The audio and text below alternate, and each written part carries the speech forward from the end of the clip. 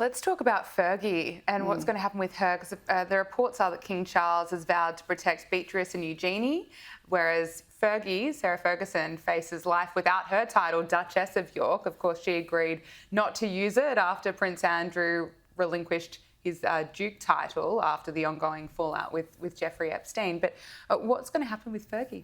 Well, I think what's happened with Andrew losing his title and now her losing Duchess of York, it just proves that the York brand is totally toxic within the royal circles. And yes, I have read that Charles will somewhat try and ring fence Beatrice and Eugenie as his nieces, because they shouldn't pay for the sins of the parents, clearly, but I wouldn't expect him to have any front and centre row. Don't expect to see them on the palace balcony for any kind of fly past or anything anytime soon. I don't think he's going to throw them under a bus, but at the same time, he's not going to be putting them forward when William's reign is very much going to be a very streamlined monarchy, I think. But it's just amazing that I think Fergie and Andrew have become so undone by their devotion to Jeffrey Epstein. It just beggars belief. And Fergie has survived so many scandals over the years, and in recent times, in fact, a lot of that to do with her Australian connections has sort of been somewhat rehabilitated.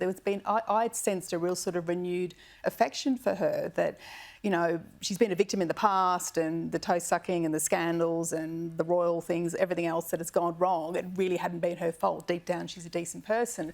I think the line was crossed, though, when that email was revealed that she was calling Epstein a treasured friend. And I don't think even her most diehard fans are going to stand by her when she's endorsing a pedophile in that way. So I think that was the end for her. Yeah, really. you're absolutely right. Yeah. What about Meghan and Harry? Because there are reports that Prince Harry, Meghan Markle and their children could be set to lose their royal titles if and when Prince William becomes monarch. Do you think that's what...